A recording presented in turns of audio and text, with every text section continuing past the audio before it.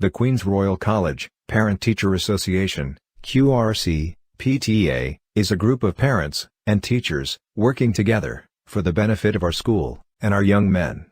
We all want our sons to be successful in school. We want them to learn, to grow, to make friends, and to realize their full potential.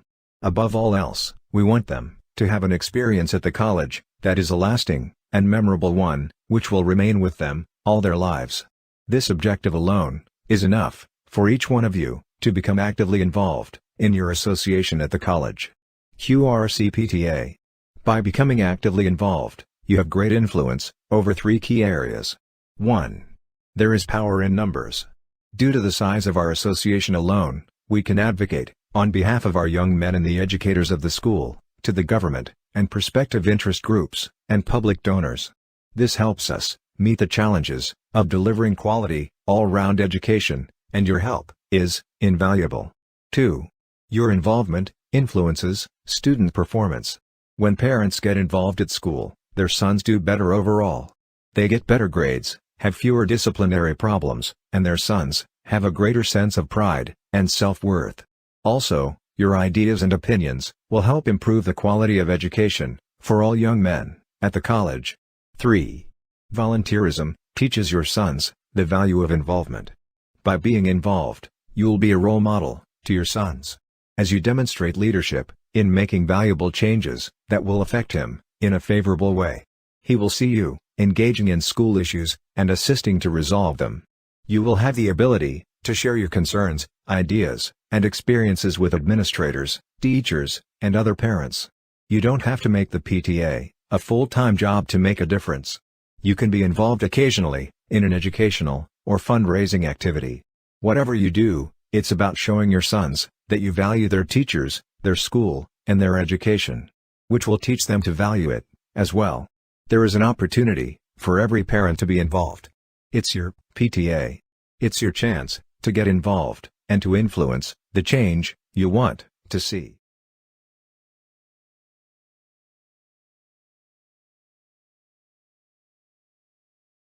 The Queen's Royal College, Parent-Teacher Association, QRC PTA, is a group of parents and teachers working together for the benefit of our school and our young men. We all want our sons to be successful in school. We want them to learn, to grow, to make friends, and to realize their full potential. Above all else, we want them to have an experience at the college that is a lasting and memorable one, which will remain with them all their lives. This objective alone is enough for each one of you to become actively involved in your association at the college.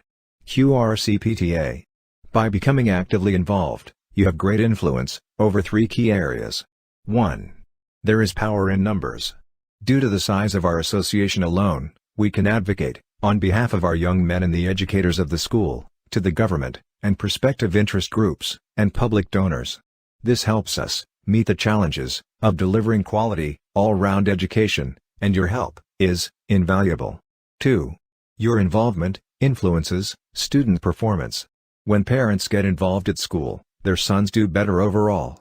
They get better grades, have fewer disciplinary problems, and their sons have a greater sense of pride and self-worth. Also, your ideas and opinions will help improve the quality of education for all young men at the college. 3. Volunteerism teaches your sons the value of involvement. By being involved, you will be a role model to your sons. As you demonstrate leadership in making valuable changes that will affect him in a favorable way, he will see you engaging in school issues and assisting to resolve them. You will have the ability to share your concerns, ideas, and experiences with administrators, teachers, and other parents. You don't have to make the PTA a full-time job to make a difference. You can be involved occasionally in an educational or fundraising activity. Whatever you do, it's about showing your sons that you value their teachers, their school, and their education, which will teach them to value it as well. There is an opportunity for every parent to be involved. It's your PTA. It's your chance to get involved and to influence the change you want to see.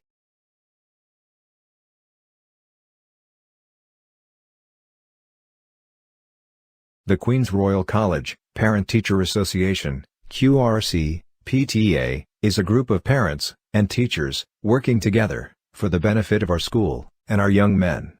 We all want our sons to be successful in school. We want them to learn, to grow, to make friends, and to realize their full potential. Above all else, we want them to have an experience at the college that is a lasting and memorable one, which will remain with them all their lives. This objective alone is enough for each one of you to become actively involved in your association at the college. QRC PTA. By becoming actively involved, you have great influence over 3 key areas. 1. There is power in numbers. Due to the size of our association alone, we can advocate on behalf of our young men and the educators of the school, to the government, and prospective interest groups, and public donors. This helps us meet the challenges of delivering quality, all-round education, and your help is invaluable. 2. Your involvement influences student performance. When parents get involved at school, their sons do better overall. They get better grades, have fewer disciplinary problems, and their sons have a greater sense of pride and self-worth. Also, your ideas and opinions will help improve the quality of education for all young men at the college. 3. Volunteerism teaches your sons the value of involvement. By being involved, you'll be a role model to your sons. As you demonstrate leadership in making valuable changes that will affect him in a favorable way, he will see you engaging in school issues and assisting to resolve them. You will have the ability to share your concerns, ideas, and experiences with administrators, teachers, and other parents. You don't have to make the PTA a full-time job to make a difference. You can be involved occasionally in an educational or fundraising activity. Whatever you do, it's about showing your sons that you value their teachers, their school, and their education, which will teach them to value it as well. There is an opportunity for every parent to be involved. It's your PTA. It's your chance to get involved and to influence the change you want to see.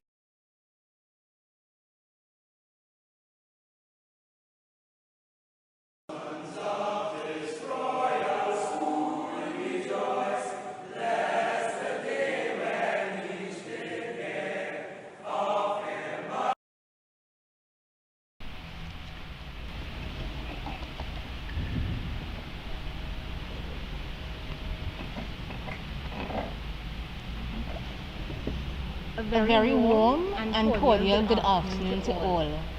QRC community, welcome. My name is Nicole Salvador, and it is indeed my pleasure, on behalf of the PTA executive, to host this afternoon's meeting. Today, we'll sit and chat with our principal, Mr. David Simon, where we will discuss matters that concern our QRC community. We will make every effort to give answers to the many questions I'm sure everyone has concerning the reopening of physical school in October and the college's approach and policies. We are in a safe space where mutual ideas, observations, and opinions are shared and respected.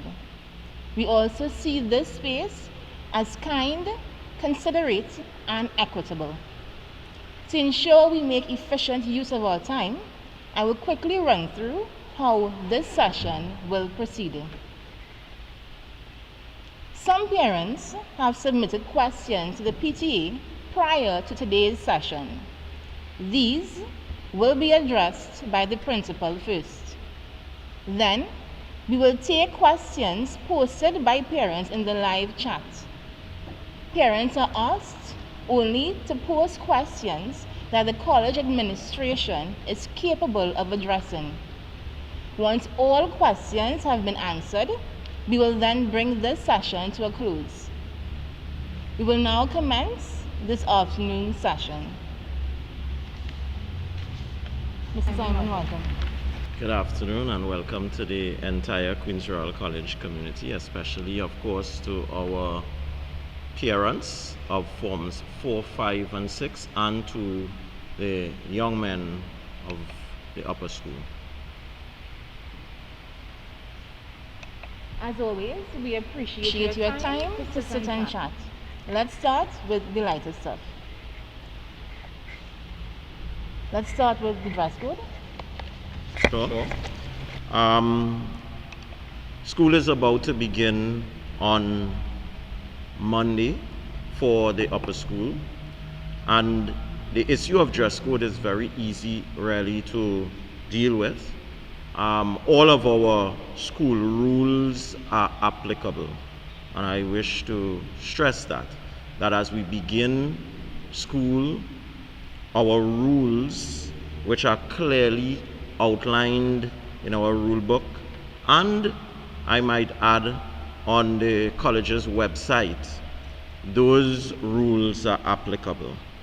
There are going to be a few minor adjustments which I will deal with.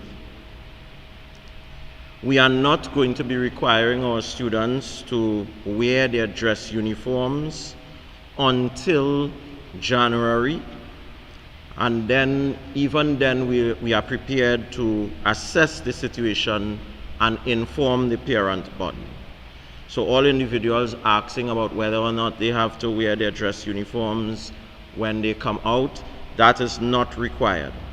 So dress uniforms will not be required until further notice. Right now we have January earmarked, but as I said, even that is going to be discussed by the college's administration, and then further information will be given.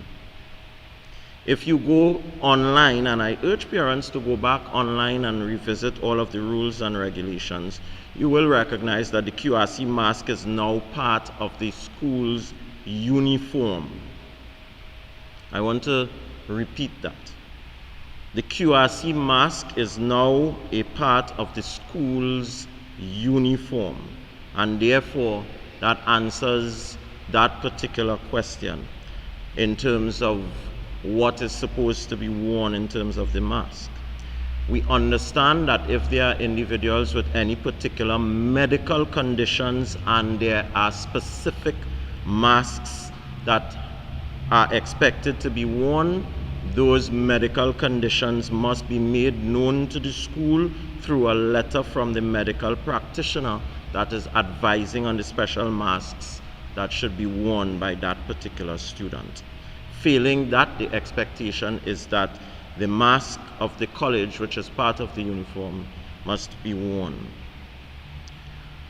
I am going to later on outline how we come back out to school, and for the very first day that individuals are expected out to school, individuals with their polos can wear their polos with their khaki pants and their black shoes, which are in keeping with the school's uniform. So on that very first day, when individuals will be returning, and I will outline how individuals return, you are not all going to be coming out 4th, 5th, and 6th simultaneously, but we will be coming out on a phased basis. You are allowed to wear your polos. If you have your school shirt, that's fine. Once you have your polos, though, you are allowed to wear your polos, your khaki pants, and your school shoe. Of course, being reminded, as I started off by saying, that the school rules apply. So all students, these are not new students, these are students who have been in Queens Royal College for a number of years. All students know what they're supposed to wear in terms of their hairdo. Your hair could be high, yes, it must be neat, absolutely no plaits. All right, I think I saw a question, a parent did send a question to me, and I wondered what school his or her son was going to, because I know that they fully well know that that is not acceptable and not allowed in Queens Royal College, as is clearly outlined in the rules of the college. I also want to just remind parents who are coming onto the compound that there is a dress code as well for adults coming onto the compound. In case you are not sure what that is, I think it is actually up at the guard booth, but clearly we don't encourage individuals coming in to the compound shabbily dressed. For females, we ask that you are covered. Be mindful that this is indeed an institution which house only boys, only young men. So we ask that that particular dress code, as it applies even to parents, though there is going to be very, very limited access to the college for parents. But all of our rules apply in terms of our dress code. We now move on to transport.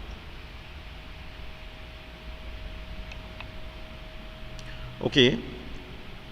Insofar as transportation is concerned, the Ministry of Education usually provides transportation for two sets of students.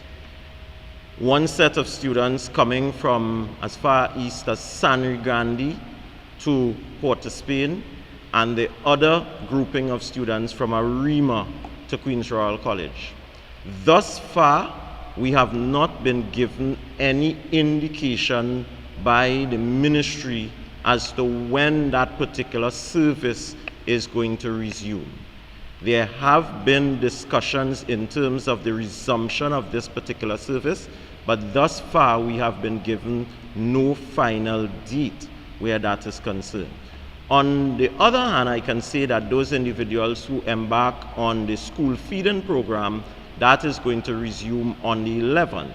The ministry has given us that information, so the very first week, which begins on the 4th, and later on you will be given how we come out. You'll recognize that you only come out for one day on the 4th, no matter what year group you are in.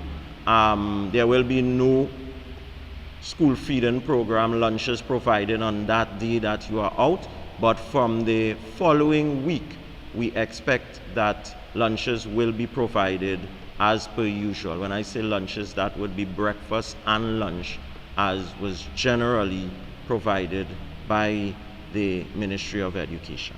So that again should resort. But in terms of the transportation, we have been given no final word in terms of when that is going to resume, but we do believe that the plan is to have a resumption of this particular service at some point in time. Okay. So as you brought up the lunches, let's deal with the cafeteria. Will the cafeteria be open on a daily basis? The cafeteria will be open on a daily basis. Once school is in progress and we proceed with students coming out on a daily basis, the cafeteria will be on and open on a daily basis. And one other question to that. Will there be any arrangements in place when our young men are on their lunch breaks, as with the consumption of food, masks are removed? Now, this age group of young men would have been exposed to the new normal when they were out on last term.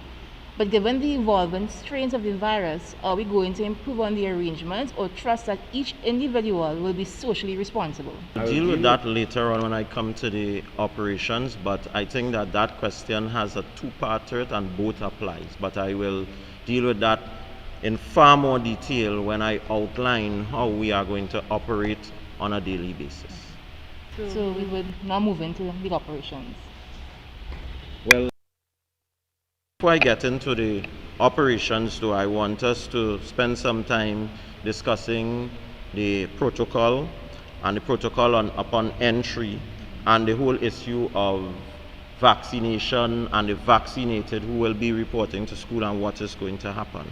So I just want to indicate that the full Ministry of Education and the Ministry of Health protocol will be expected on entry, so that we know that you must have your masks, your temperature is going to be taken.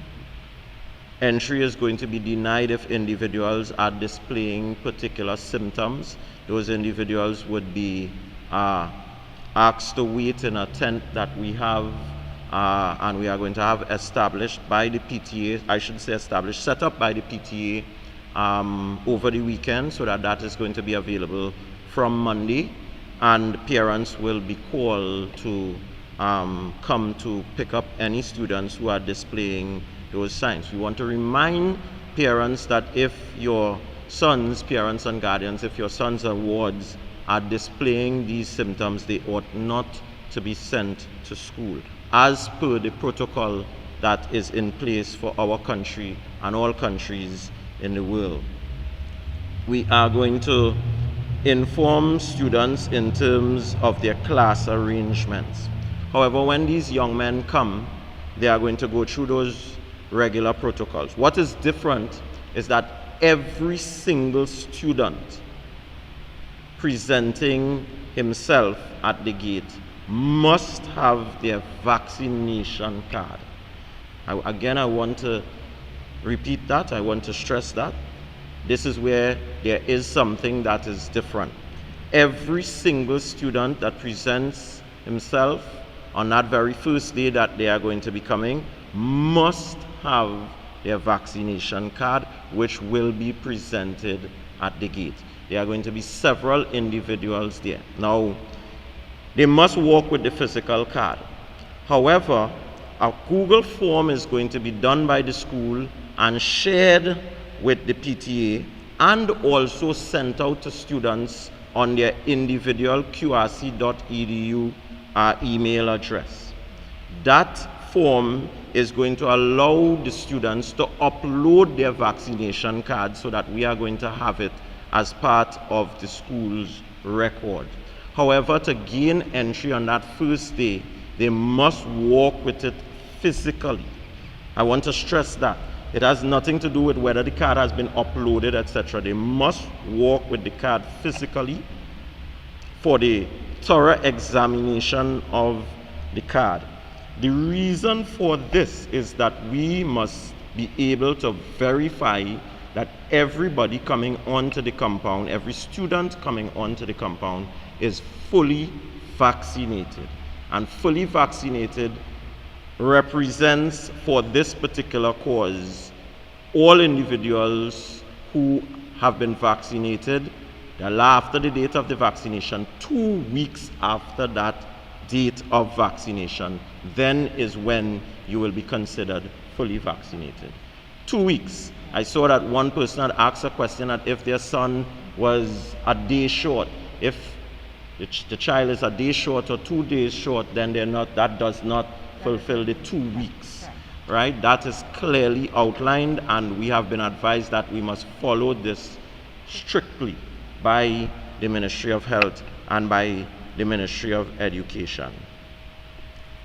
Okay, so that I think is very, very important in terms of the protocol and what is slightly different to what the young men would have been accustomed to. Though some of these individuals, especially the gentlemen in Form 4, will be coming out for the very first time, as well as those young men in Form 5, many of them in Form 5. Our sixth formers who will be returning, they have been on the compound several times and they are fully aware of the protocol that we have in place. I want to take this opportunity at this time to remind the young men, all of the young men who are listening, that they have a personal responsibility. I doubt very much that there's another school with as many sinks and taps in it as Queen's Royal College. We have banks of taps provided. We have at the science block. There are taps in the region of the south bathrooms. We have under the covered walkway as you come in just outside of the art room, down by the cafeteria as well, and that does not include the regular banks that we have on the southern end and under the west block and just outside the west block in the vicinity of the cafeteria.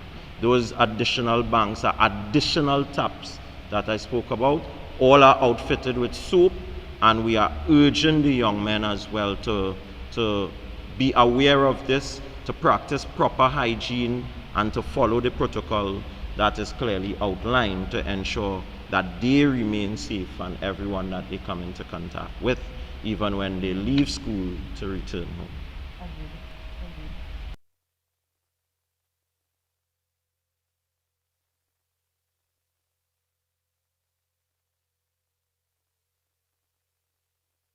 I guess then that we can get into most definitely that area that is going to have the majority of questions. So I'm going to go through very methodically, very slowly. And we are going to, of course, I will entertain all the questions that you have there now, as well as those new questions that will emerge based on what I'm about to say. So, how do we operate generally? Queen's Royal College is going to embark upon what I will refer to as a blended rotation system. All right, so I know that many individuals would have knowledge of blended learning and what it involves, and we are going to be rotating individuals. Now, I'm not going to be at this point in time going through that exact system. That will be done and documented and made available to all parents over the weekend. On Friday, I have a staff meeting where I meet with my entire staff, and then I am going to discuss exactly how we operate first with my staff. I don't think it's right that my staff should be hearing about this after it is discussed at this medium, and then we are going to have that in writing. But what I am going to provide is the basic information in terms of how we intend to operate. So, school begins on Monday, October the 4th. And school begins for only vaccinated students. On Monday, October the 4th, all sixth form vaccinated students are expected to report to school. So on Monday, October the 4th, all of you sixth formers listening and the parents of sixth formers, and here we are referring to our upper sixers, since our lower sixers have not yet started school. All upper six students, once you are vaccinated, you are expected to report to school on Monday. On Tuesday, the 5th of October, all of our fifth form vaccinated students are expected to report to school. All of our fifth form vaccinated students, you are expected to report to school on Tuesday. So all of my fifth formers who are listening in, you are expected to be in school properly dressed from head to toe. I want to stress that, from head to toe. And you are allowed to wear your polos. You are allowed in school on the 5th. On Wednesday the 6th, all fourth form students are expected to report to school once you are vaccinated. So I'm going to repeat that again. Monday the 4th, all vaccinated sixth formers, you report to school. Tuesday the 5th, all vaccinated fifth formers, you report to school. And Wednesday the 6th, all vaccinated fourth form students, you report to school. Now let me just share some information before I get into the daily operations and what is going to happen when they report to school on this day. We have been, and I want to thank all of my teachers who took the prerogative, who were proactive and asked questions in an attempt to get information on the vaccination status of students. And I'll make a very brief comment on that overarching issue of vaccination in a while. But I just want to share some numbers because I know it's going to come up. How many people do we expect? From our first examination of the figures that we have been gathering, we are expecting around 53% of our population to turn out. So I'll just give some rough figures. In sixth form, we have 62 students. 29 of those students are fully vaccinated, 8 are partially vaccinated, and 15 are unvaccinated. So definitely the majority of students there are vaccinated. All right, you have 29 vaccinated and 8 of them soon to be fully vaccinated, right? If you add 29 and 8, you will get 37, as opposed to only 15 who are unvaccinated. In Form 5, we have 49 students who are vaccinated and 20 who are partially vaccinated. So if you add that number, you will have 69 students who would be vaccinated, and you have a number of 51 who are unvaccinated thus far, but some of them indicating that they will be vaccinated. So again, there is the majority there. And in 4th form, we have, I think perhaps the largest there, we have 129, and we have 60 students who are already vaccinated, and a further 28 who are partially vaccinated. So when you add that up, that would be a figure of 88 out of 129, with a status of about 25 that we don't know. So some of them may very well be partially vaccinated or even fully vaccinated. So I think the highest turnout is to be expected at the 4th form level, right? But I think that I needed to say this because this definitely puts QRC above the average, because we are talking about at least 53%, and that number obviously cannot get lower, it can only get higher. All right, so it really does make our challenge a great one, but we recognize that our students are above the national average. I think that says a lot about our parents, about our young men, about the QRC community, about their willingness to continue their education in-house. All right, and we will try all that to the best of our ability to ensure that we give them the opportunity to continue that in-house, while not ignoring those, for whatever reasons, who choose not to vaccinate or are unable to vaccinate. So I thought I would just share those figures as we go along, because they are important. So I'm going to just recap again and say, on Monday then, 6th formers, you come out vaccinated. Tuesday, 5th formers, you come out. And Wednesday, 4th formers, you come out vaccinated. When they all come out, they are coming out for a half day. So we are going to be engaging them when they come out. On each day, the day will begin with a brief staff congregation, staff meeting if you wish to call it that, but it is as well reinitiating the teachers into coming back out. That is important. That is going to take place every day that we come out as a teaching body, and we are going to meet for roughly 20 minutes. So the day is going to begin at 8:10. On Monday, there will be the regular assembly, all right, which will begin at 7:45. So we are going to have our assembly at 7:45, and there's going to be regular assembly, and that is going to be online. Okay? At 8:10, as I said, to 8:30, there is going to be a staff engagement.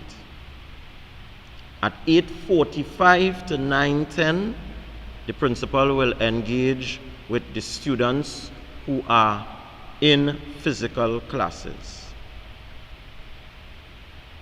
There will be break time. All of the breaks go according to the present timetable. So the break time is going to be an hour. Our lunch time is going to be an hour and 20 minutes. So at break time, they are going to have their regular break. And then when they come out from their break at 10:10 to 11:20, they are going to be engaged by their form teachers, their deans, and they are going to be engaged in a sort of student wellness, as I said, reinitiation, where they get accustomed to one another, they talk about their experiences and that sort of thing. And that is going to be repeated every day for all of the year levels that come out to us. So again, I'll go through it.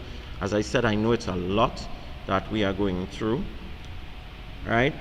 So I'm going to start from the top again. Monday, sixth formers come out. Tuesday, fifth formers come out.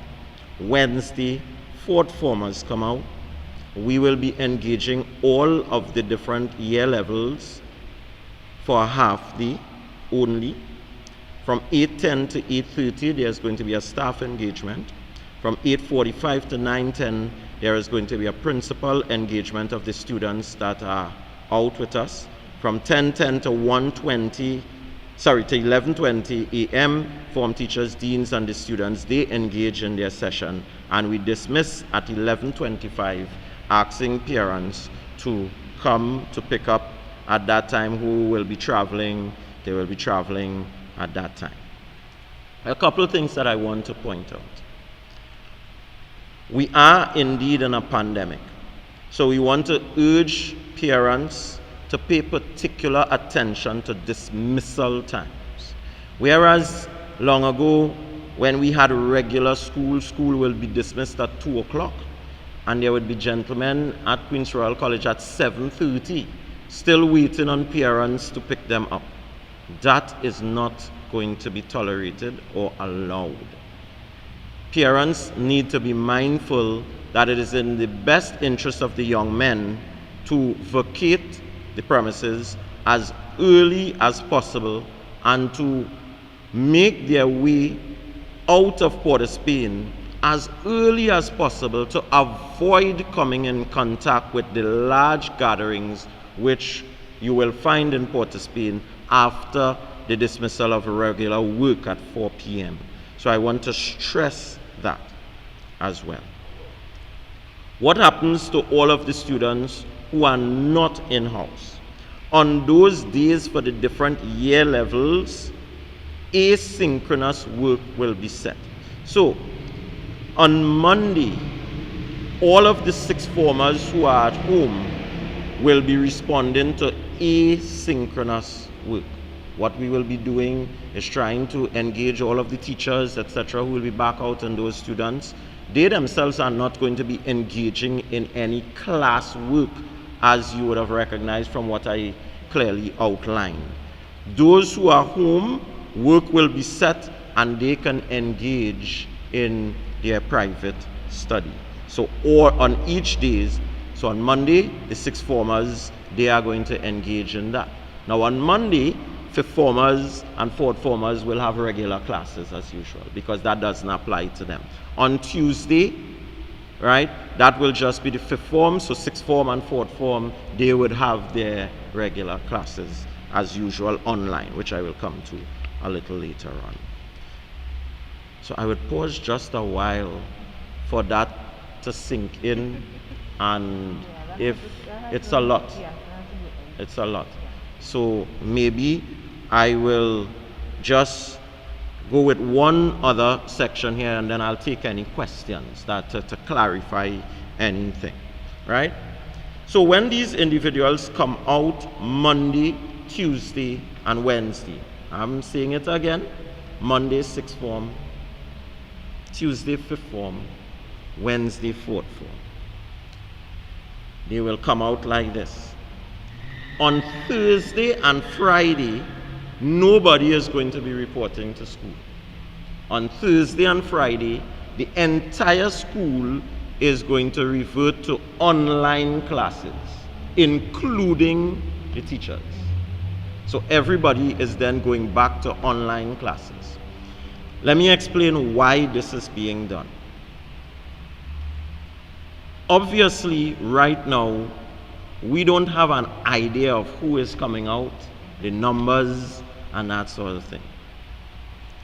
When we are in a position on Wednesday afternoon to sit back and tabulate our numbers, there are a number of systems that we will then have to refine based on the numbers that we have in front of us. It means, therefore, that Thursday and Friday, administratively, we will then have the opportunity to refine the system that we have in front of us and then issue final details on Friday to our parent body. which will come through the PTA, and it would also go to students via their email. So during that Thursday and Friday, we are going to be having a management meeting on Thursday and another staff meeting on Friday, where we discuss a number of things where administratively we'll be able to ask certain questions. Teachers will be able to bring up little issues that they notice, and we will try as best as we possibly can to refine that system. So by the next Monday, when we begin, which is the 11th, when we begin our regular classes in-house, we will have a refined system, and we are using the Thursday and the Friday to be able to do that. So we are only engaging our students on a phased basis: Monday, Tuesday, Wednesday, Thursday and Friday. We all have online classes from forms 1 through 6, online classes, and the 4th, 5th and 6th formers will be instructed duly on who will come out and what is going to happen the following month. I think this is a good point to pause then and entertain any questions that we may have on what I would have just said. Because there is, of course, the next phase, which is when we get into what is going to happen when they come out to school. Well, Mr. Simon, you put us in a very peculiar situation because what you just explained there with the blended rotation is really different and is unique. So I'm going to take a question that, well, when you hear it, you let me know, right? So one parent says, as an immune-compromised parent, I have created a safe space at home. Now I may have to physically send my son to school where staff may not be vaccinated. This seems unfair. Therefore, the question is, would parents be informed of the vaccination status of each subject teacher so that they can make a choice whether to physically have their son present for a class? The answer to that question is an emphatic no. Right? I think, and it gives me an opportunity to deal with this. I think people need to recognize and people need to understand the law, the Constitution, the difference between a worker and a student in this particular instance. So allow me the opportunity to go back to the whole idea of vaccination. The whole idea of vaccination and students having mandatory vaccination is nothing new to any one of us. Contrary to popular belief, there is mandatory vaccination in Trinidad and Tobago. To get into a primary school, a student must have, if I am not mistaken, I think it's measles, it's rubella, and I think there are 2 others which I'm not remembering now. Right? But they must have that to get into primary school. And for them to enter into QRC with SEA, they must come with their vaccination card, and we must see that to allow them into QRC when they pass SEA or if they're transferring into QRC. Good? It seems that right now the government is going to have to make a decision on COVID. As it stands now, it's not mandatory, and students do not have to vaccinate. Now, the same applies to adults. Adults are not required to vaccinate. An employer then cannot force individuals to vaccinate. They cannot force individuals to disclose what their vaccination status is. And that has nothing to do with teachers. That has to do with employers and the employer-employee relationship throughout, in many instances, the world. And Trinidad and Tobago is no different. It means, therefore, that no employer could force an employee to disclose their status. One must also recognize that I am not even the employer of the teachers that work with me. I work before the Ministry of Education, and the Ministry of Education is my employer. Good? The employer does not even have the power to mandate that a worker discloses that. And they have several levels on which this cannot happen. We could start as basic as the Constitution. That goes against an individual's constitutional right. Then there are industrial laws, and I don't know how many individuals. You see, one of the things is we don't take time out to read, we don't take time out to listen, and we don't take time out to educate ourselves. But the industrial court, Judge Deborah Felix, provided a very detailed insight into this particular discussion and this particular question. And she clearly outlined that no employer has the power to do that. So no employer has the power to say to an employee that you have to disclose your vaccination status. An employee is not a student. An employee is an employee. So you have, therefore, those industrial laws. And then you also have the specific contracts that are worked out under the umbrella of the Constitution and the industrial laws, which must be taken into consideration. As principal, I will be going against all three of those if I am to ask any of my teachers about their status. However, as principal, I have been given the all clear by the Ministry of Education, whose schools we come to find that out about students. So there's a big dichotomy. And let me say to that parent, you do have a choice. You have a choice of keeping your child at home. I don't think that people recognize that. If you feel strongly about it, you have a choice of saying, I am not going to be sending my child to school because of that very point that that parent has made. So I am not in any way trying to belittle that point. That parent has a right to that particular point of view and that perspective. But the parent and parents and the wider population has the responsibility as well of understanding what are the rules and the laws and what our Constitution says and what it speaks to. So most definitely, and that is why I said emphatically, no. I would be breaking the laws of the land if I am to so do. Understood. So the other question is twofold. Another parent said, I was of the impression that school will be opened for practical laboratory sessions only, not full-time school as usual for all subject areas. As full-time, everyday school can potentially expose students to various risks on a daily basis. And the commute to and from school, as well as the interaction between the school population and teachers. I am also wondering if the college has the resources to execute both online and face-to-face class sessions simultaneously, which leads into this scenario of the teaching process.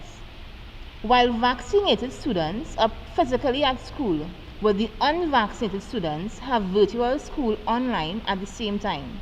Example, history class is happening now, so the teacher will have the vaccinated students physically present and the unvaccinated following virtually from their online devices. Therefore, the blended approach of the physical and the online now comes into effect. So will the unvaccinated students be able to log in at that same time?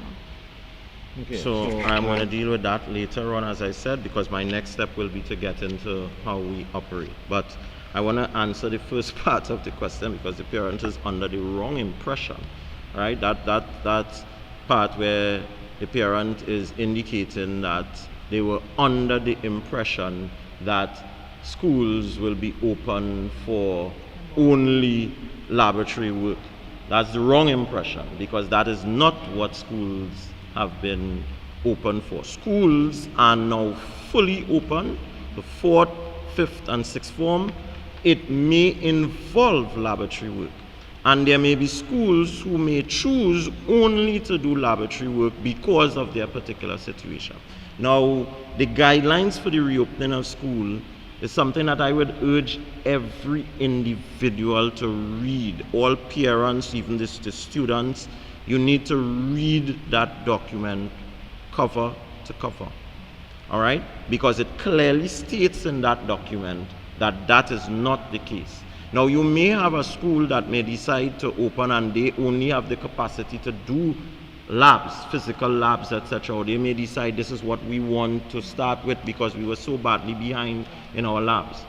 The reopening document gives each school the flexibility of establishing its own system based on its peculiar circumstances.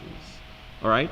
So the first thing is that parents began on an incorrect premise, right? And this is why it is important to understand what is going to be taking place. QRC gives the commitment that we are going to be trying our very best to educate every single one of our students. So we have wholeheartedly embraced the ministry's idea of leaving no student behind. And in terms of how we attempt to execute, we are going to keep that at the forefront, and we are going to be executing an attempt to ensure that no one is left behind.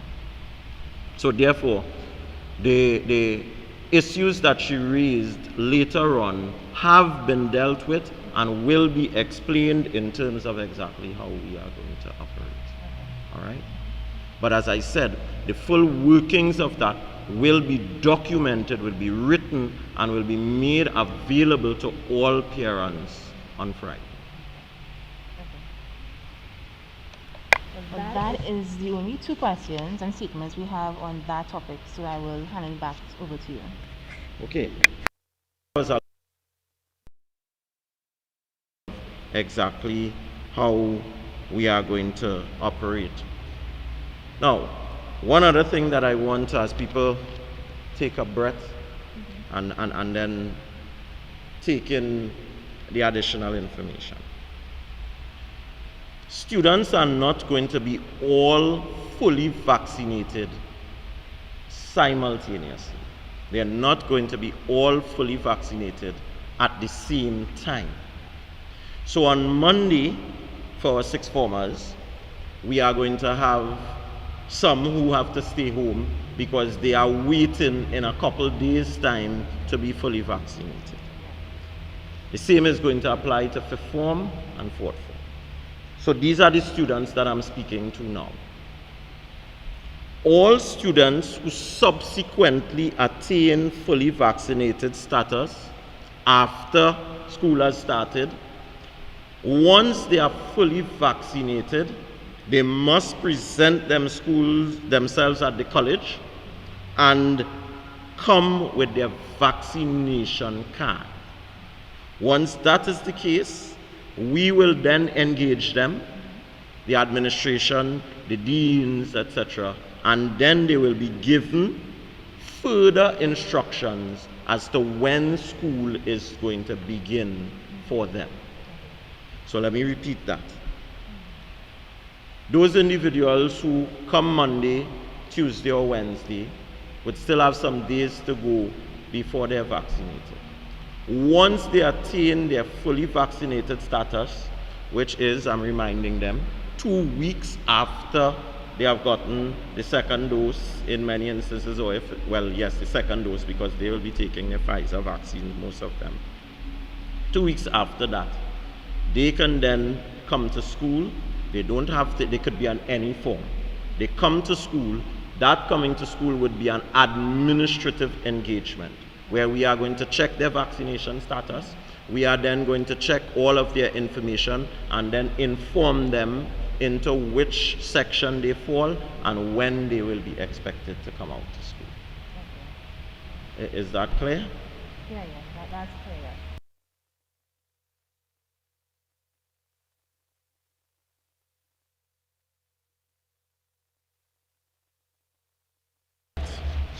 How do we operate then, basically, on a daily basis? What are we going to be doing? How are we going to be operating? Now, as I said, not necessarily going to be going into all of the details, etc. Right? However, QRC, as we said, is going to be doing a rotated system, which is going to be incorporating the blended approach to learning. So here's where I'm going to answer the second part of that last question that you posed here to me. It is going to be that students are going to be reporting to school not every day of the week. How we intend to do it is we are going to break up our fourth formers and fifth formers and sixth formers into basically two groups. We are thinking it may be half-half, but again, this is why we need the Thursday and the Friday to look at the numbers that we have, and then we will determine what is the ratio. Fourth form, fifth formers, and sixth formers are going to be coming out simultaneously, but half coming out for one cycle, and the other half will be at home. They are going to be doing their classes online. And then they are going to flip. The group that is in school will be then at home for the next cycle. The group that is home will come out for the other cycle. So we are going to be doing it cycle by cycle. Students, I think I saw a question of a parent talking about the fears about the students coming out to school every day. Students will not be expected to come out to school every day. All right? But when your cycle is at school, you will be coming out for the week. But then after, you are not necessarily going to be out. Full details of this will be released in writing to parents. Parents will then be able to raise any questions with the PTA. That will be sent to me over the weekend. As I normally do, I am going to respond to all of those concerns over the weekend via the PTA, so that the parents, this is going to be a working weekend for me, I am fully aware of that, and quite a lot of information will be disseminated. I explained that on Friday we have a staff meeting, and I think it is only fair that I discuss these arrangements, which are not final arrangements, with my staff before it comes out in the public domain. But that is the general working. However, there are some other aspects of the daily operations that I want to deal with, which I can deal with, right? The conduct of the everyday classes, that is going to come in a written document for parents. The first thing I want to deal with is, I think I did a pretty good job in terms of the entry, right? If there are any questions, we'll answer at the end. But break and lunch periods. Students will be required to, when they come to their classes, during their lunch period, during their break period, we are going to be doing both. I want to explain something again here. If you look at many of the schools in Trinidad and Tobago, many of the schools in Trinidad and Tobago are concrete jungles. Let me explain what I mean by that. Many of them do not have a large expanse of land on the compound itself. If you want to think even of some of our other rival schools, Fatima is a congregation of concrete buildings. St. Mary's is a congregation of concrete buildings. Any of the other schools you want to think about. QRC's position is different. We are one of the only schools, St. Anthony's is the other, that the grounds is part of the physical makeup of the school. So while the guidelines speak about having these children in the classes and in the classrooms, etc., we are fully aware that that will happen depending on weather patterns and what is happening for the day. But it might make more sense if we are following what the World Health Organization and what the science says, that the outdoors are the safer spaces. We have the space to do that. So we will not necessarily be stating that the boys must go into the classroom space. Now, many other schools do not have that luxury. Queen's Royal College is blessed, I must say, and we could say thank you to our creator, because in this particular situation, we do have that luxury. So we are going to be utilizing that in terms of how we manage the lunch and the break periods. Okay? Recognizing that if we have boys spaced out at different places, it will be safer. Understanding as well that at no point in time are we going to have the total gathering of 4th, 5th, and 6th formers on the compound. Now remember, this number is going to go up in about a month's time when we add the lower sixers. So we're probably going to add an next 70, no more than 70 students to this number. And if we say go with our present ratio and we talk about 50%, we're talking maybe adding a 35, 40 boys coming, right? We think we will be able to maintain that. Supervision will be provided by our deans, our administrators, our other personnel, our safety officers, and we are putting in place what we refer to as an observe and report system, where we are going to empower our MTS, our canteen staff, our office staff, our all of the individuals who are our lab techs, etc., to be supervisors if they notice anything that is going contrary to the school rules, the protocol that is clearly laid out by the Ministry of Health, to simply call on a dean, etc., and we are going to be in a position to deal with that particular situation. So the approach is to try to utilize all of the adults on the compound to act as supervisors in a sort of way, not necessarily to intervene, because if you notice what I said, this is to observe and report, and that reporting will be done to the individuals who will then intervene.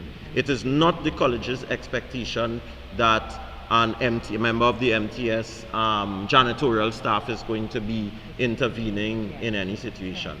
The janitorial staff, though, has the power to call a dean, to call the office. They will be outfitted with our numbers to be able to call us, and we will be able to respond to that situation. So that same system is going to apply to both our break and lunch. We are looking at organizing a staggered bell system just to allow one group to leave a little before and have access to the cafeteria and that sort of thing. I want to remind individuals that what would help is if you send your sons with lunch when you are able to so do, which would even limit the need for them to go to the cafeteria. But in terms of the break and lunch periods, in terms of our daily operations, that is also very important. I'm going to segue then straight into the issue of sanitation. All classrooms and spaces used by students and staff will be sanitized at the start of school and during the break and lunch periods. The MTS staff has been asked to provide the college's administration with a roster outlining the personnel assigned to do these duties. Students are asked to provide an additional layer of safety by cleaning their personal spaces after break and lunch period. So although we are asking the MTS to do that, we also asking parents to ensure that your sons, guardians, that your wards come with their hand sanitizers, with napkins. They can squeeze a bit of their sanitizer onto that napkin, wipe the chair, wipe the desk, just as an additional layer. And most importantly, we are asking them to wash their hands before they enter their classes after break and lunch. I did talk about the banks of taps that are outfitted. We will determine which physical spaces we are going to be using, because remember, we have the entire school, so we no longer, sixth formers are no longer to assume that they are going to be going down to their spaces. We may be using the West Block, we may be using the main building. In all of these spaces, we have also outfitted those spaces with hand sanitizers. So individuals can also have access to these outside of the classroom.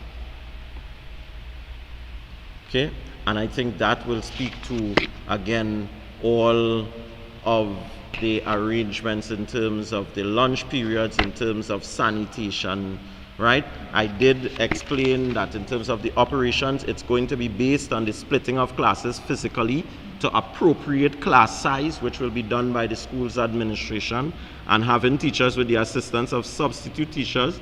If it is possible, in my plan to the ministry, I've asked for 4 substitute teachers. Whether the ministry is going to supply us something else, right? And those substitute teachers, if they come to us, will be purely for supervisory purposes, to assist us during the break periods and that sort of thing in supervision. That is part of the plan. And as I said, we will have rotating class groups to report to school, the details of which will come later on after my meeting with my staff, right? So as far as I see it, this return to class is a live experiment. The college will remain very vigilant and proactive, as we seek to respond to circumstances as they present themselves. Now, let me say this. I assume that from an administrative point of view, it's going to take us about a month and more to work out teething problems, right? There are going to be a number of challenges. For example, this system depends on the ability to deliver because of your online system, your wireless system. While we have done extensive work on the existing wireless system and it is much improved, it has never been load tested. Right? We have never had, since the March the 13th, a year and almost 2 years ago, right? We've never had capacity in the school. Even when we start, we will not have capacity, but we will have a large number of students out and teachers out. So we'll be able to load test it. Certainly when you load test that, there are going to be challenges, right? So it's going to take a month and a half of feeding problems for things to be finally worked out and for this system to really work. That is, from our end, that is what we anticipate. Along with the challenges that the staff is going to face. Because remember, sometimes people forget that teachers are parents. We have the challenge of the ministry saying to teachers, you have to come out physically to school. But we have teachers who have primary school students. We have teachers who have babies at QRC. There are no systems for them to take their babies and that sort. So all of these things are going to have to be factored in. And the administration needs to be very flexible, be understanding of the plight of everyone involved. The students, the parents, the students and the parents, but also the teachers as human beings. All right? So just thinking about that, it is mind-boggling. But it is what it is, and we must do what is required of us.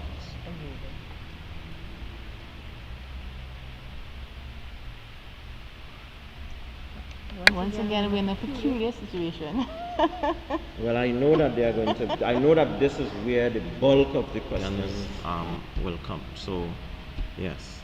Okay, so let me tackle a few that now relates to what you just said. If unvaccinated students cannot be facilitated at the same time with the physical classes happening now, then how will the college and its staff adapt to their virtual class for that subject? Right, so as I said, the concept of it will be to have our teachers deliver both using devices with individuals here and at home. But there is a plan to engage the unvaccinated students who are mandated by the ministry, by the government and by the ministry to remain at home and the vaccinated who are going to be coming out. Remembering that this is not a school policy, this is a national policy that is in place.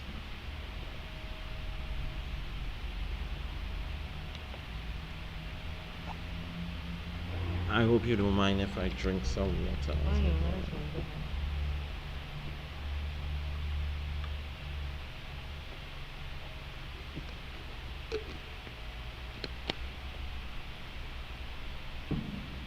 Now with the blended rotating system, would the unvaccinated students be at a disadvantage when it comes to being graded? That would be unconstitutional. That would be going against a child's constitutional right, as well as going against the United Nations Charter for the right of a child. I am not aware that at Queen's Royal College we are going to engage in any practices that will cause our children, our young men, to be disadvantaged. So that question is a very easy question to answer.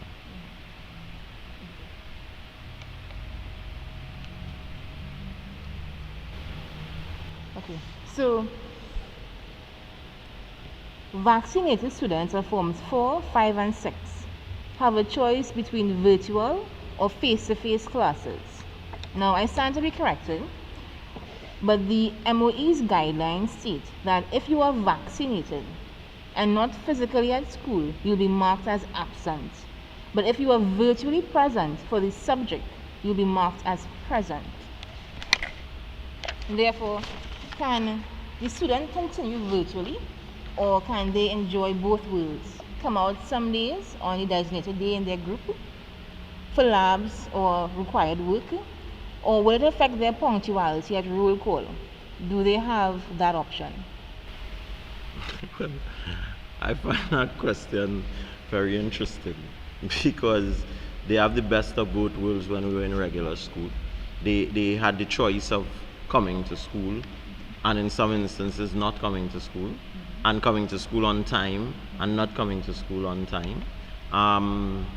The issue of punctuality is going to be based on the issue of students who are expected to be in school and what time classes begin. If they are not there when classes begin physically, then they will be marked late as per normal. Now, that issue that the parent raised about what the ministry has said, that is a gray area that has to be sorted out, right? When I went through the guidelines, that is an area that I place the largest asterisk by, because that to me is unfair on teachers. All right, I always see that from my vantage point, it is important that I look after everyone, my students as well as my teachers. You are asking a teacher who has a class, a child who is supposed to be out. That child is then deemed as absent, which is fine. So the teacher has to do that. And then the teacher now has to monitor that same child to see if the child is online, and then to take note of the particular guideline never said to mark as present. I'm positive of that. All right, the guideline speaks to, and I'm going to find it in a while, all right, to take note of. That is what we need to have clarified. How do you take note of it? Because teachers are expected to fill out a live document. We are still, according to the guidelines, not to use the physical roll book. So if the child is being marked as absent because they are not here, right, and that is what you have instructed the teacher, then what is the teacher to do when the teacher sees the child present online? You have clearly instructed the teacher to mark the child as absent if they are not physically there. But they are asked to take note of the fact that they are present online. So that is a position that must be clarified by the Ministry of Education, because that is not going to be, it is not clearly pointed out, and it is going to raise some issues. I will tell you what my personal view on it is, and what my view as principal of Queen's Royal College is that that child is present, and that child should be recorded as present. But that goes contrary to what is explicitly stated in the guidelines. Hence, I need clear clarification on that. All right? Because what cannot, while I add on what I said first, certainly was looking after my teachers. Here now I'm putting on the hat of looking after my students.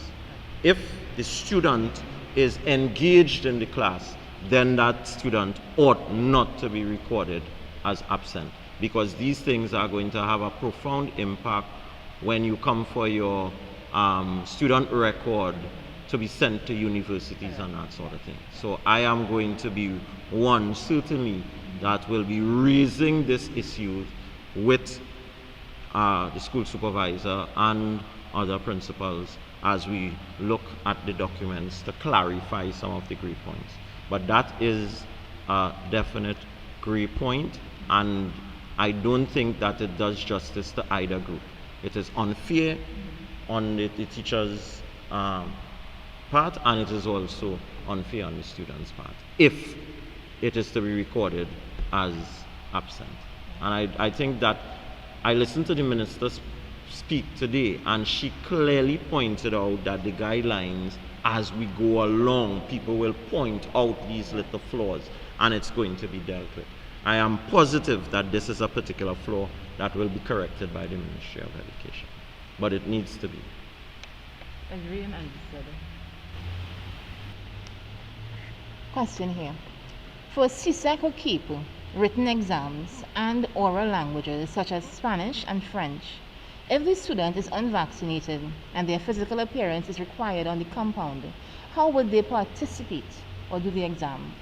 I must ask you to repeat that question. I must admit I was a naughty student. I was looking at something, but just allow me to just punctuate that, because I have asked my management team to just point out anything that I may have missed. So one of my managers, one of my deans, my sixth form dean, in fact, Mrs. Natasha Adams Romano, has asked me to remind parents to have their sons fully charge their phones and laptops at home when they come to school. And that is very important, because as you very well know, in our classes, we don't have an abundance of those outlets. So if they could charge that, and we will speak to that a little later on, especially their phones, have their phones fully charged, because their phones and their devices are going to play a very important role where that is concerned. So I want to thank Mrs. Adams Romano for just plugging that. That was omitted from what I said. So that can be a challenge, because the laptops die out within 1 hour. Yes, the laptops, once they're in classes where they are asked to have their cameras and their mics and that sort of thing on, it is not going to last for an entire day. That's right. So parents who are able to invest in the portable charging stations, that is also a very good idea. Instead of all of the fancy gifts for Christmas, these are the types of gifts that we might be able to look to see what and how they can aid in their sons' awards education. New challenges. So you can repeat the question. Thanks. So for CSEC or KEEP, written exams and oral languages such as Spanish and French, if the student is unvaccinated and their physical appearance is required on the compound, how would they participate or do the exam? Well, as I stated before, this document is simply to deal with what is in front of us right now.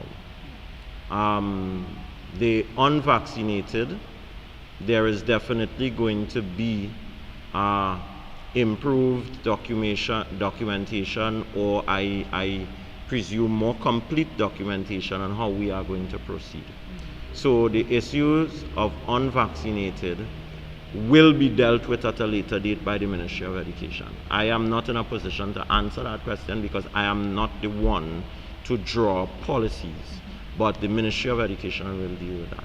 But I want to say to parents, you need not fear where that is concerned.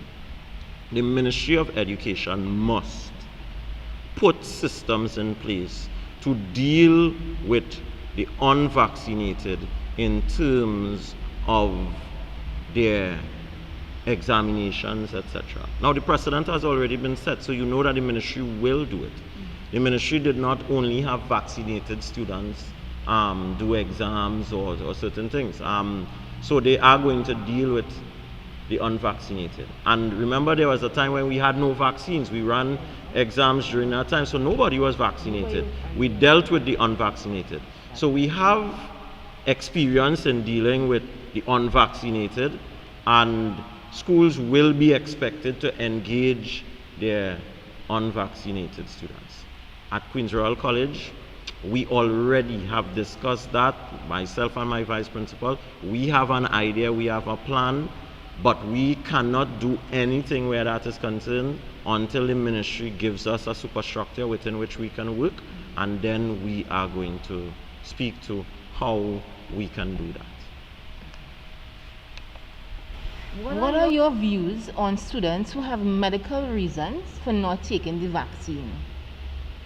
What do you think will happen to their level of education? I am a medical doctor, so I am going to reserve the right. What I will say though is that those students who cannot take the vaccines must be taken care of by the education system. It cannot be that these students are going to be left by the wayside, and I don't think that that is the intention of the Ministry of Education. But we will have to be guided by clear guidelines. I think people need to also recognize that this thing had to be done in phases. So you first deal with the vaccinated, then the ministry, I presume, are already working day and night on how and what do we do with the vaccinated. They also have to work on how do we refine this document that deals with the vaccinated coming out to school. But patience, these things are going to come. We as a school, we as an educational fraternity will be guided by clear policies and guidelines, and then once that is there, we are going to have a session like this again where we discuss it with parents, and then we move forward. Going forward, do you foresee the blended learning approach working for both online and physical classes at the same time or simultaneously, or with the rotation? Do you see it being a success or a teething trial and error process? Blended learning is nothing new. So that's the first thing. It's not a matter of whether I see it as being successful. Blended learning is an educational theory and practice that has been done, right, throughout the world, and it has worked. In Trinidad and Tobago, we have been pushed, not nudged, but pushed because of the pandemic, so that we certainly are fighting against some basic structural issues, infrastructural issues. It has to work. At QRC, I say to the young men all the time, and therefore I must be held accountable by those same measuring sticks, that excuses will not be tolerated. So therefore, we have to come up with a system to make it work.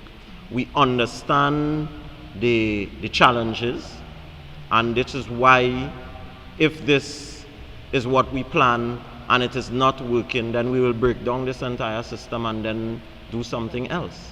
So it has to work. It is not that we have any options. At QRC, basically, we are intent on succeeding, and this is something that we say to our young men all the time. We do not accept excuses. And while there are going to be challenges are not enough for there to be excuses as to why we are able to deliver. and we must deliver. We must maintain the standards that we have worked hard to improve, and we must be determined to improve on them even where they stand right now. So,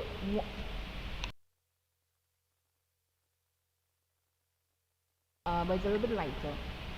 For the Form 6,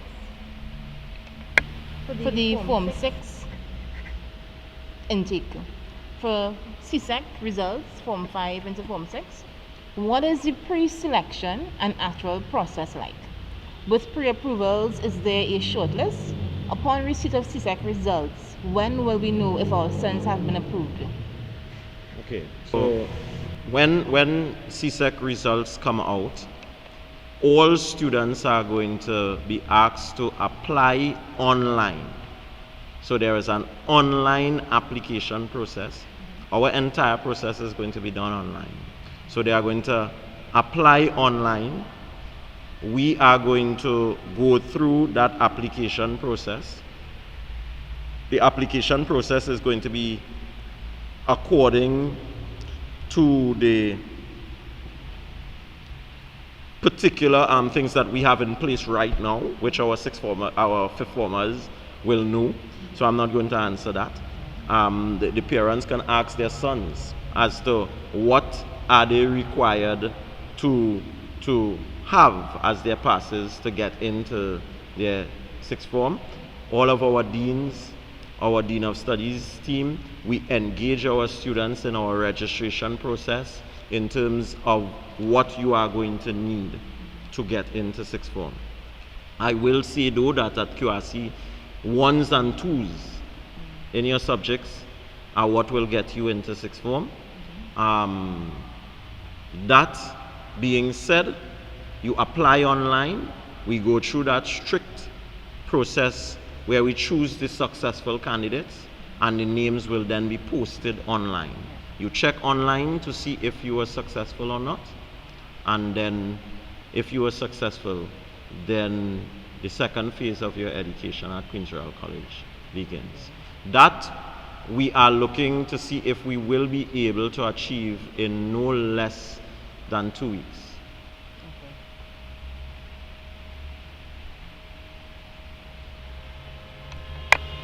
So that was the end of our preempt questions. We would now go to the live chat for any further questions you may have.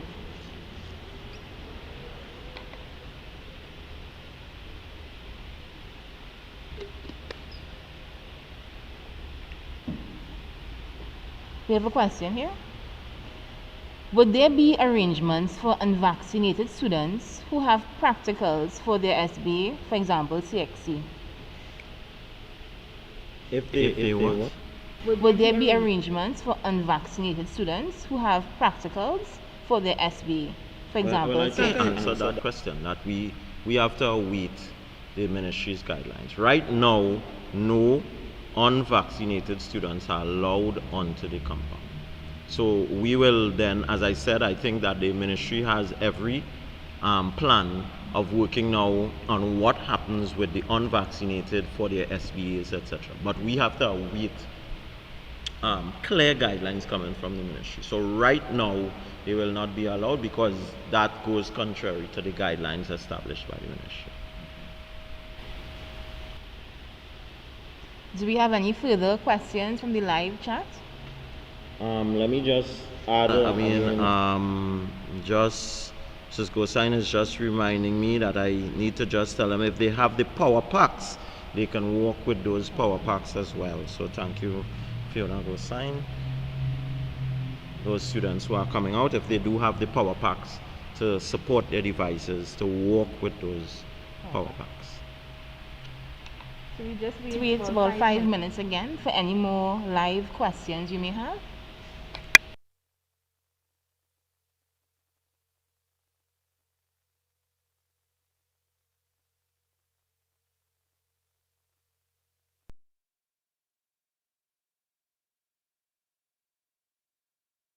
One question, if students are required to walk with their laptops. If you have a good enough phone and you think that your phone is fine, then that's good. We as a staff will be exploring a number of options, even with the use of the phones and that sort of thing. But if you have your tablets and your laptops, by fine, that they should work with them. And in fact, as I was saying to a meeting of deans today, that is the new way for us. While this is something that we were not accustomed to, if you had traveled and you're ever in Europe or you're in North America, and certainly in places like Japan and China, etc., the laptop, they don't work with paper. The laptop, they do everything on it, in class, everything. And that's where we have to go, because this is definitely the way in which the world is going. So yes, by all means. I want to say that Queen's Royal College has always had a very liberal policy with cell phones. I know of other institutions where cell phones were not allowed, etc. We have always held the policy that cell phones are allowed. They can be managed by teachers. A teacher is going to determine how you use the cell phone. Now, look at where Trinidad has come. All of those schools that are saying that are now begging students to have that. Yeah. I think QRC was forward thinking in terms of where we have always been. That's right.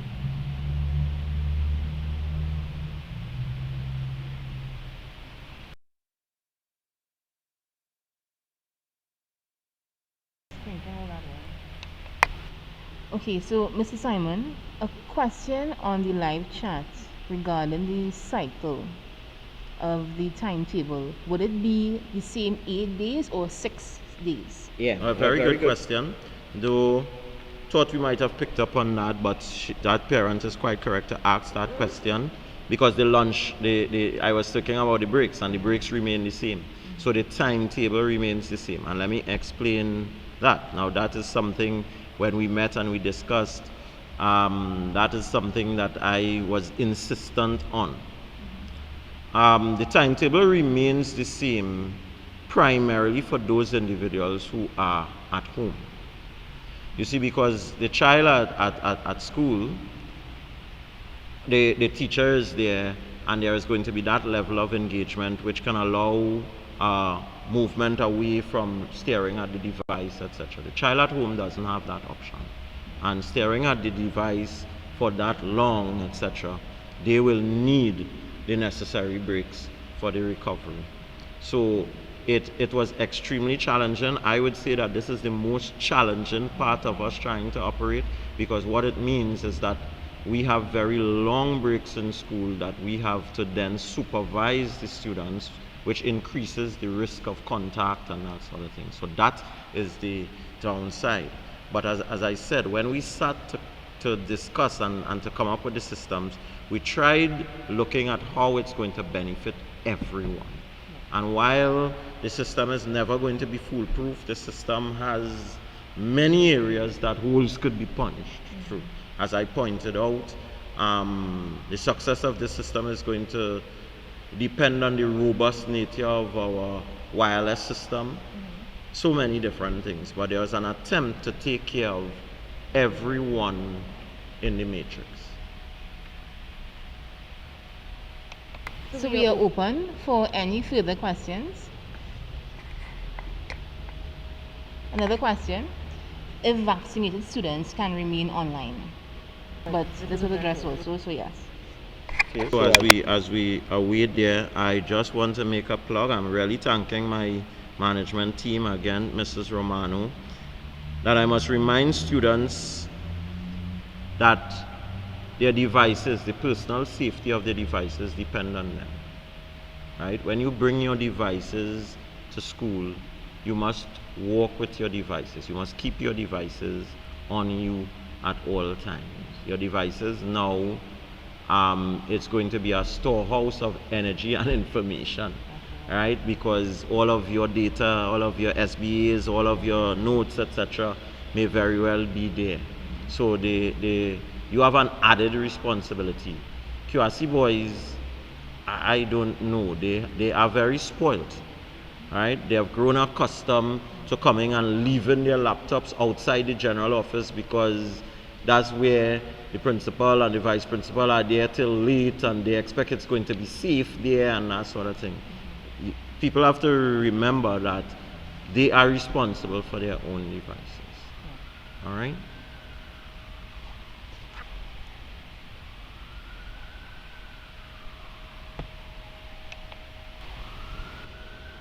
Any further questions, or can we move on to the next item?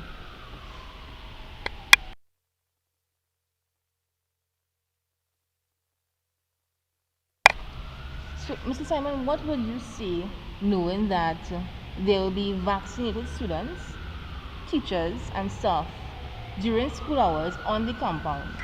But what happens when there are unvaccinated teachers and staff on the compound? What would you say to this concerned parent?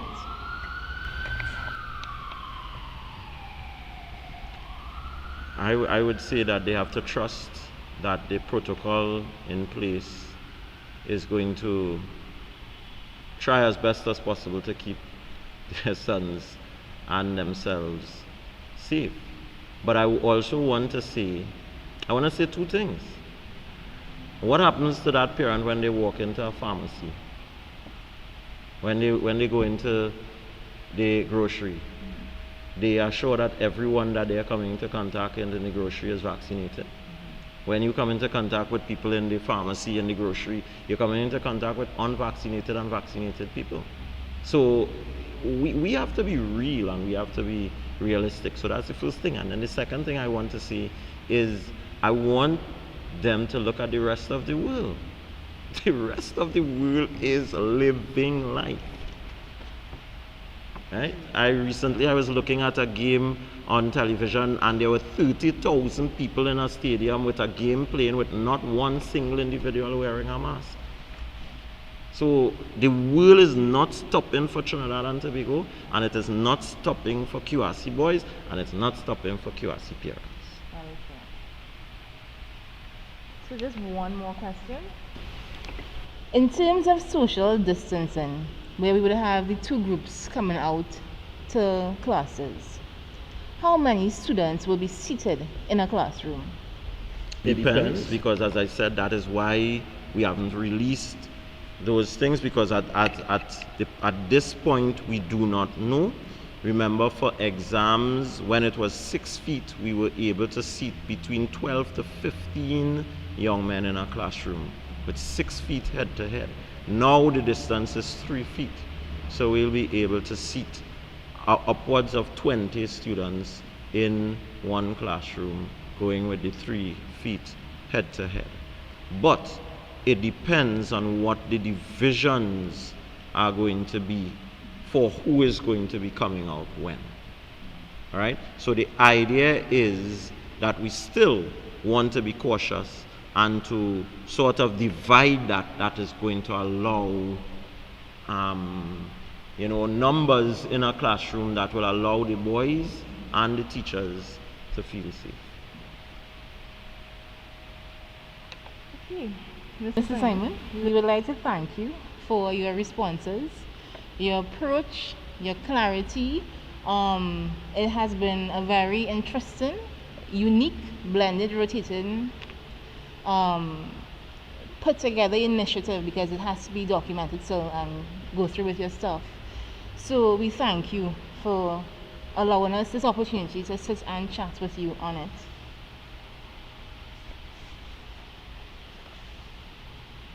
So at this time, we will now conclude our discussion this evening. Mr. Simon, we know that the situation is fluid and there will be concerns, but we appreciate the effort and the commitment from you and your staff in these challenging times. Can we have your closing remarks? I would really like to take this opportunity to say thank you to my staff. And I don't take this lightly. The role that the staff of Queen's Royal College has played in what is unfolding. I have received a number of very positive comments from parents acknowledging the role of the staff at Queen's Royal College. While people look on, and I know that many individuals are very critical about teachers, the union today decided to take a particular stance, and I know that people are going to be very critical. But teachers are human beings and they have rights like everyone else. And it has not been easy for teachers. Now, I know that there are teachers who don't deserve to be part of our profession. And I say that very boldly because there are teachers who are really shortchanging some of our students. At Queen's Royal College, I can say proudly that that is not the case. The staff of Queen's Royal College has been working very hard. They have been trying their very best. And I'm saying so because it's a fact. It's going to get even more challenging and difficult for us. However, we remain committed as a staff to trying the best that we possibly can. So I really do want to take the opportunity to start with my vice principal and say thank you for the wonderful job that he is doing, and to the entire staff of Queen's Royal College for just sticking with our students and just ensuring that we have been a ray of hope to them in these very, very challenging times. Who has been a ray of hope to teachers? I guess we have to find our own ray of hopes, right? Or rays of hopes. But I really do want to say thank you to the staff, and I want to do so in a very public domain. I also want to thank the parent body, the PTA, and the parents and the young men of Queen's Royal College. I think indeed it is an honor to lead an institution where we are very progressive. We guard our positions, of course, which is expected, but ultimately we work towards the same goal. And as principal, I really do feel supported by all elements of the college, all of the various stakeholder groups, including the parents. Even today, I mean, this exercise, the types of questions that were asked, the questions are progressive questions aimed towards the betterment of our young men. And I really want to thank our parent body and the young men of Queen's Royal College for adopting that particular attitude. So I will simply close by saying, as I always do, just stressing the theme of this year: Restitutionem e saltatio e magnum est QRC. Thank you very much, Mr. Simon. And I think too, what also plays a major part in all of this is when you opened with the figures of the vaccinated population of the school body, for the students in particular. And that's a positive sign, because that means that our boys, they are resilient and they have adapted and they want to get back out there. So I think each one will help one. So once they know that this was going to happen, sooner or later they're going to gravitate to being 100% of the vaccinated population. So we look forward to what is to come. Well, that's their choice. Yeah. Vaccination is a choice. It is a choice. Vaccination is not a tabooed subject in QRC. It will be discussed. I encourage my teachers, my students to discuss the particular topic.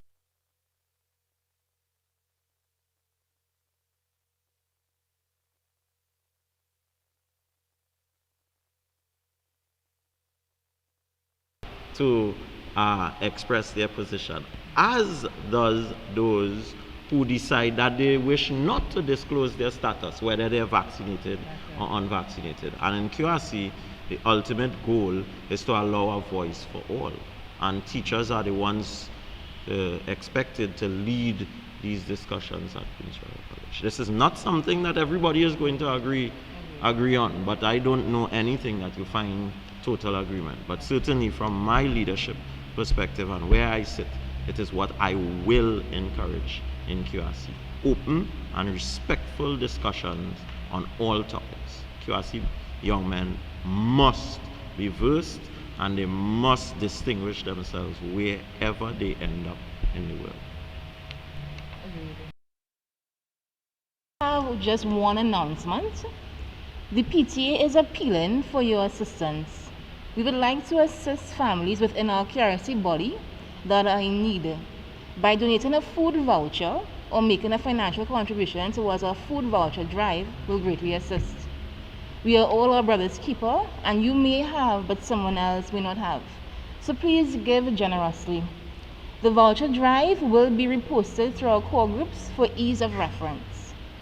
And as we close, we say to our principal, our vice principal, teachers, support staff, our PTA president and its executives, in the midst of many challenges, we really do appreciate your time and dedication in getting the job done. Our parent body will partner with you to ensure we all succeed. To our QRC parent family, thank you very much for participating in this forum. You are a major stakeholder, and your input is always important.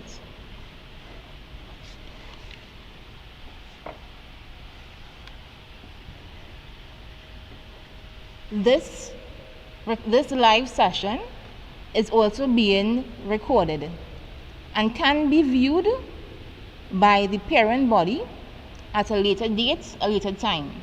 So please log in and subscribe to our YouTube channels for a repeat of this live session.